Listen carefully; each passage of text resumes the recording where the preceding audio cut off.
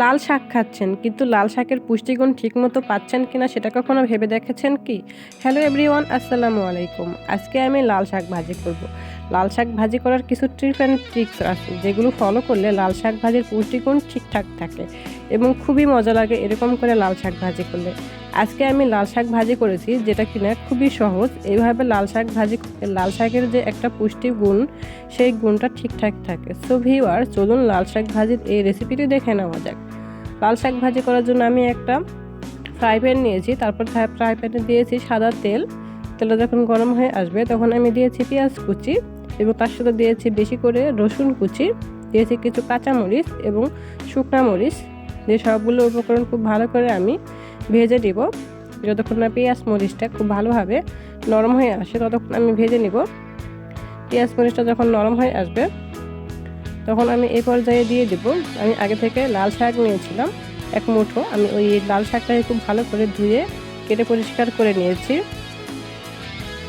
তারপর লাল শাকটা দেওয়া হয়ে গেলে আমি ঢাকনা দিয়ে লাল শাকটাকে হাই হিটে প্রায় 5 মিনিটের মতো জাল করে নেব।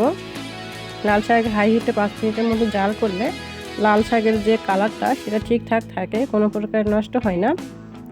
তারপর শাকটা যখন অনেকটাই নরম হয়ে আসবে এবং অনেকটাই কমে আসবে তখন আমি একটু নাড়াচাড়া করে দিব। নাড়াচাড়া করে দেওয়ার পরে আমি এ পর্যায়ে দিয়ে দিব লবণ। আর লবণটা কিন্তু পরে দেওয়াই ভালো, কারণ লাল শাকটা অনেকটাই কমে আসে, এই জন্য আমি লবণটা এ পর্যায়ে দিয়ে দিয়েছি। তবে লবণটা আগে দিলেও সমস্যা হয় না, দেওয়া যায়। লবণ দিয়ে আমি আবারও কিছুক্ষণ জাল করে নিয়েছি।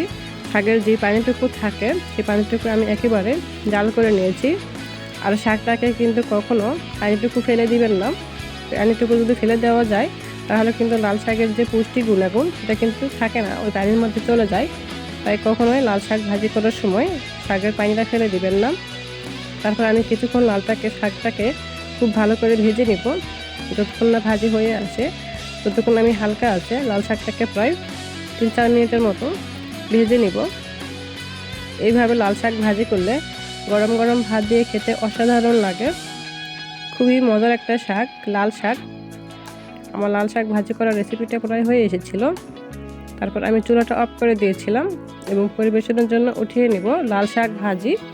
এইভাবে লাল শাক ভাজি করলে দুর্দান্ত মজার হয়। গরম গরম ভাত এবং লাল শাক ভাজি দিয়ে খেতে খুবই ভালো লাগে। সো ভিউয়ার্স, দেখতেই পাচ্ছেন কতটা লোভনীয় হয়েছে আমার আজকের লাল শাক ভাজির রেসিপিটা। আমার রেসিপিটি কেমন হয়েছে অবশ্যই কমেন্ট করে বলবেন। আর আমার রেসিপিটি ভালো লেগে থাকলে আমার চ্যানেলটাকে সাবস্ক্রাইব করবেন এবং পাশে থাকা বেল আইকনটি বাজিয়ে দেবেন। Thank you watching my video.